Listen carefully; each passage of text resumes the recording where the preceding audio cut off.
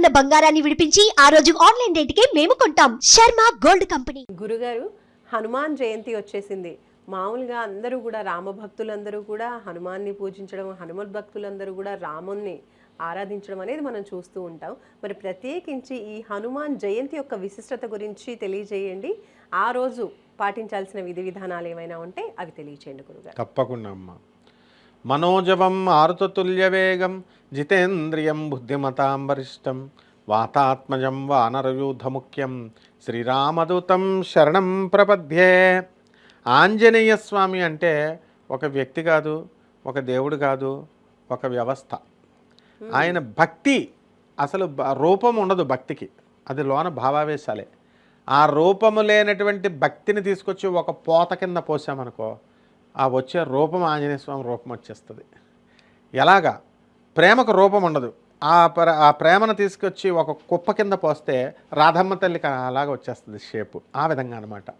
అయితే ఆంజనేయ స్వామి వారి జయంతులు చేసేస్తాం మనం, తర్వాత శ్రీరామనామాలు చేసేస్తాం, కానీ రామతత్వాన్ని పట్టుకోము, హనుమత్తత్వాన్ని పట్టుకోము. అసలు హనుమత్తత్వాన్ని ప్రపంచంలో మనం పట్టుకోగలిగితే మనకి మోక్షం చాలా ఈజీ అనమాట. అదే హనుమత్తత్వం. హనుమత్తత్వం అంటే ఏంటి తెలుసా? ఒకే దేవుణ్ణి పూజ చేస్తాడు, రాముడిని తప్ప వేరే దేవుణ్ణి పూజించాడు. ఆ రాముడు కూడా రకరకాల ఫోటోల్లో 10 రకాలుగా ఉంటాయి కదా మనకు ఫోటోలు. ఒకటి బాణం పట్టుకుని, ఒకటి సీతాదేవి పక్కన, ఒకటే పట్టుకుంటాడు ఆయన. ఆ రాముడిని కూడా ఒకే ఫోటోలో ఆయన పూజ చేయాలి. ఆ తర్వాత రాముని యొక్క పాదాలు తప్ప రాముడి ముఖం ఎలా ఉంటుందో కూడా ఆంజనేయ స్వామికి తెలియదు. అది ఇంకా విచిత్రం. అంటే అంత భక్తి కాన్సన్ట్రేషన్ ఉంటుందన్నమాట స్వామివారికి, హనుమంతుడికి. ఎలా అంటే ఒకసారి శ్రీకృష్ణ పరమాత్మ అర్జునుడు, బాబా నేను నీకు బావని, బామ్మర్దిని, నేను నీ భక్తుడిని, టాప్ భక్తుడిని, ఆల్ ఇండియా టాపర్ని అంటాడు. నాయన సరే రా నీకు చూపిస్తాను అని చెప్తాడు. ఇంకొకడు ఉన్నాడని చెప్పడు. ఒక భోజనం జరుగుతుంటే అక్కడ తీసుకెళ్ళి అర్జునుడిని కూర్చోపెడతాడు మారువేషాల్లో. వెళితే ఆంజనేయ స్వామిని పిలిపిస్తాడు. ఆంజనేయ స్వామి పిలిపిస్తే ఆంజనేయ స్వామి వస్తాడు ఆ బంతిలో, అందరినీ చూసుకుంటూ వెళ్తాడు. రాములు వారు, అదే కృష్ణుడు ఇప్పుడు మారువేషంలో ఉన్నాడు కదా, ఆ పాదాలు చూసుకొని రామా అని పట్టేసుకుంటాడు. అర్జునుడు స్టన్ అయిపోతాడు. ఇదేంటి ఇంతమంది ఉండగా ఎలా పట్టేసుకున్నాడంటే ఆంజనేయ స్వామి ఎప్పుడు రాముడి యొక్క పాదాలనే చూస్తాడు. అంత గొప్ప భక్తి. మనం భావించేటప్పుడు గురువు అనేటటువంటిది చాలా హై పొజిషన్ అనమాట. అది చాలా పెద్ద పోస్ట్ అది. అయితే అందరినీ గురుగారు గురుగారు గురుగారు అంటుండడం వల్ల కాఫీ టీ హోటల్లో బేరర్ని గురువుగారు అంటాము, రిక్షావాడిని గురువుగారు అంటాము. అలా అయిపోయి దానికి వాల్యూ పోయింది. అంటే ఆంజనేయ స్వామి మొట్టమొదట గురు రూపంలో ఉన్నటువంటి వ్యక్తి. తులసీదాస్కి రామచంద్ర ప్రభు దర్శనం అవట్ల. స్వామి నాకు రాముని చూపించాలంటే ఆంజనేయ స్వామిని పట్టుకోమన్నారు. తులసీదాస్కి ఒక కొండ గుర్తులు ఇచ్చారు. ఎలా ఉండి పట్టుకోవడం మరి ఆంజనేయ స్వామిని అంటే, ఇదిగో నువ్వు రామకథ పాడుతూ ఉండు, పాడుతూ ఉంటే ఫస్ట్ వచ్చి కూర్చుంటాడు అందరికంటే 40 మందిలో ఒక ముసలాయన. మళ్ళీ అంతా అయిపోయిన తర్వాత వెళ్ళిపోతాడు. నువ్వు రామకథ పాడుతున్నప్పుడు ఆయన కళ్ళంతా ఆనంద బాష్పాలు, నీళ్ళు వస్తూ ఉంటాయి, ఇదే గుర్తు అంటాడు. సరే రోజు ఈయన పాడుతుంటే ఒక వ్యక్తి ముసలాయన వస్తాడు, ఇలా చూస్తాడు, గుర్తుపెట్టుకుంటాడు. సరే ఆ రోజు ఏమైనా సరే నేను ఈరోజు ఆంజనేయ స్వామిని పట్టేస్తానని చెప్తాడు. ముందొచ్చి ఒక ముసలాయన కూర్చున్నాడు. ఈయన రామకథ, మనకి సుందరకాండ, ఇవన్నీ రామనామాలను జపించేసరికి అప్పుడు ధ్యాయే దాజానుబాహుం ధృతశరధనుషం బద్ధ పద్మాసనస్థం పీతం వాసోపసానం నవకమల దళ స్పర్ధి నేత్రం ప్రసన్నం వామాంకారూఢ సీతా ముఖ కమల మిల్లల్లోచనం నీరదాభం నానాలంకారదీప్తం ధతమురజటామండలం రామచంద్రం అని అనగానే కళ్ళంటా నీళ్ళు వచ్చేస్తున్నాయి, వెళ్ళి పట్టేసుకుంటాడు. ఈయన రోజు అబ్జర్వ్ చేశాడు 2-3 రోజులు. లాస్ట్లో ఈయన వెళ్తున్నాడు, ఈ ముసలాయన అని చెప్పేసి లాస్ట్కి వెళ్ళి పట్టేసుకొని, ఆంజనేయ నాకు దర్శనం ఇప్పించు స్వామి అన్నాడు. రామదర్శనం సరే అన్నాడు, ఇప్పించాడు. అప్పుడు సుందరకాండ మనకు చెప్పేశాడు ఇక తులసీదాస్. ఆ విధంగా గోవర్ధన పర్వతం తెలుసు కదా, శ్రీకృష్ణ పరమాత్మ ఎత్తేసాడు. ఆయన ఉద్ధరించింది కూడా ఆంజనేయ స్వామి. శ్రీరామచంద్ర ప్రభువు ఇవన్నీ జరిగినాయి హనుమత్ జయంతి రోజున అనమాట. అందుకు చెప్తున్నాను. ఇక్కడ ఏం జరిగింది, ఆయన రామచంద్ర ప్రభువు వెళ్ళి తీసుకురా నాయన రాళ్ళన్నీ మనం రామసేతు కట్టేస్తున్నామంటే లంక మీద బ్రిడ్జి ఒక్కొక్క రాయి పట్టుకొస్తున్నాడు. ఆంజనేయ స్వామి ఒకే పెద్ద రాయి తెచ్చేస్తాను ఒకసారి, పెద్ద ఈ చివరి నుంచి ఇన్ని కిలోమీటర్లు చిన్న రాళ్ళు వేయక్కర్లేదని గోవర్ధన పర్వతం దగ్గరికి వస్తాడు. పీకి పడేస్తానంటాడు.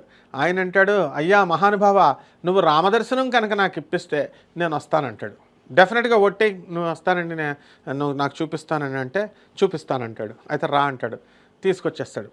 చాలా బరువైనటువంటి పర్వతం అది. పట్టుకొస్తే దారిలో ఇంకా దగ్గరికి వచ్చేసాడు. రామచంద్రుడు ఇంక తేవద్దు, నిర్మాణం పూర్తయిపోయిందని ఇంకో వానరుడిని పంపిస్తాడు.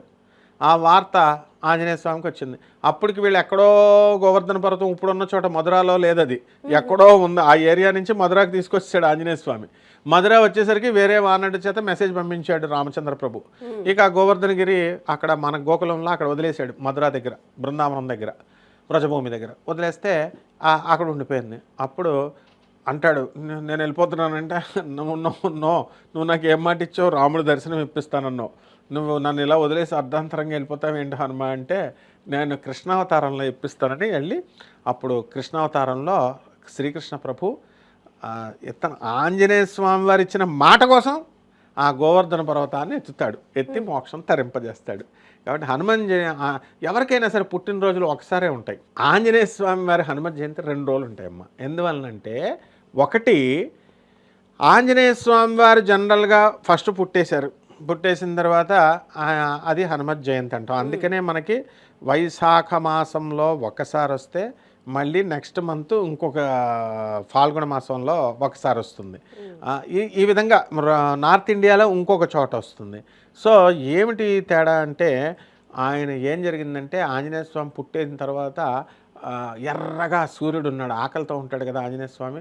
ఇది యాపిల్ పండు అనుకున్నాడు, ఆకాశంలో జుమ్ అని పైకి వెళ్ళిపోయి దాన్ని పట్టేసుకుంటే అమ్మ బాబోయ్ ఈయన తినేసేలా ఉన్నాడని చెప్పి ఇంద్రుడు ఏం చేస్తాడు, తన వజ్రాయుధంతో కొడతాడు ఆంజనేయ స్వామి. చిన్న డేస్ బేబీ ఆంజనేయ స్వామి అప్పుడు పడిపోతాడు, ఆకాశం నుంచి పడిపోయి మూర్ఛపడిపోతాడు. మూర్ఛపడిపోవడం అంటే ఏంటి, అక్కడ మరణించడమే. మూర్ఛ అంటే మరణమే. అక్కడ లక్ష్మణుడు యుద్ధం చేసేటప్పుడు రాముడు ఇది మూర్ఛపోయినప్పుడు మరి సంజీవని తేవాల్సిన అవసరం ఏముంది, మూర్ఛపోతే మామూలుగా లేవచ్చుగా, అంటే మరణమని ఇండైరెక్ట్గా. అప్పుడు సంజీవని పర్వతాన్ని తీసుకొచ్చి మన వాటిని లేపుతాడు. ఆ విధంగా ఇక్కడ కూడా మూర్ఛపడిపోయినటువంటి ఆంజనేయ స్వామిని చూసి దేవతలంతా కూడా, వాయుదేవుడు ఏం చేస్తాడు, నా కొడుకునే మీరు చేస్తారా అని చెప్పేసి, వాయు వరంతో పుట్టాడు కాబట్టి హనుమంతుడు బంధించేస్తాడు. మనం పిట్టల్లా టపటప రాలిపోతున్నాం. అప్పుడు బ్రహ్మదేవుడు ఇంటర్వ్యూన్ అయ్యి కలగజేసుకొని, నాయన వాయుదేవ ఆగు నాయన, మీ అబ్బాయికి స్పెషల్ వరాలు ఇస్తామని మళ్ళీ ప్రాణం పోస్తాడు బ్రహ్మదేవుడు. ఇంద్రుడేమో అందరికీ ఒక్కొక్క దేవతలో ఒక్కొక్క వరం ఇచ్చేశారు. అందువల్ల 2 సార్లు పుట్టి మళ్ళీ పునర్జననం అయింది కదా, చనిపోయి మళ్ళీ లేచాడు, మళ్ళీ పుట్టాడు. అంటే ఇది 2 సార్లు బర్త్డే చేసుకుంటాం. అసలు యాక్చువల్గా ఆంజనేయ స్వామి అంటే మంత్రదేవత. అంటే ఆంజనేయ స్వామి ఫిజికల్ బాడీలో వచ్చాడు అంతే. కేసరి అంజనాదేవికి పుట్టాడు, ఫిజికల్గా వచ్చాడు. అంతకు ముందు ఆంజనేయ స్వామి ఉన్నాడు, ఆ అవతారం చాలించిన తర్వాత ఇప్పుడు ఉన్నాడు, చిరంజీవిగా ఉన్నాడు ఆయన. తర్వాత నవమ బ్రహ్మ అవుతాడు రేపు వైవస్వత మన్వంతరం అయిన తర్వాత వచ్చే కొత్త మనువులో. కాబట్టి ఆంజనేయ స్వామి భక్తులు ఎవరైతే ఉన్నారో వీళ్ళందరికీ కూడా కన్సెషన్ ఉంటుంది అనమాట. వీళ్ళందరికీ కూడా వీళ్ళు చేసిన తప్పులు, మిస్టేక్స్ అన్నీ కూడా కన్సెషన్ ఉంటుంది. అంటే బుద్ధి తెలిపిస్తాడు. ఎలా తెప్పిస్తాడు, బుద్ధిర్బలం యశోధైర్యం మరాగత్వ అజాడ్యం వాక్పటుత్వచ్వ హనుమత్ స్మరణాత్ భవేత్ అన్నాడు.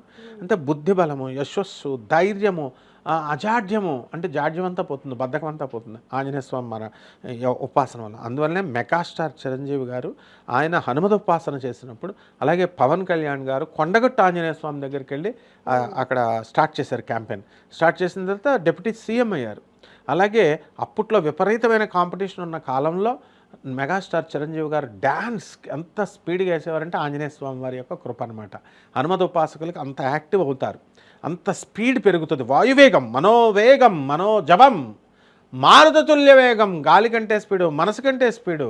కాబట్టి అంత స్పీడ్గా ఆయన వేశారు. కాబట్టి ఈ రోజున నెంబర్ 1 స్థానంలో మెగాస్టార్ చిరంజీవి గారు ఆ హనుమత్ భక్తుడు అవడం వల్ల ఆంజనేయ స్వామి వారి ప్రసాదం. ఆయననే కాదు, మొత్తం మనం కూడా అలా చేసుకున్నట్లయితే ఆంజనేయ స్వామి వారి యొక్క దీనివల్ల మనం ఖచ్చితంగా ఆంజనేయ స్వామి వారిలాగా అంత స్పీడ్గా మనకి బుద్ధిమతాం వరేణ్యం అన్నారు. బుద్ధిమంతుల్లో 2 దేవుళ్ళనే చెప్పుకుంటాం మనం, వినాయకుడిని, ఆంజనేయ స్వామిని.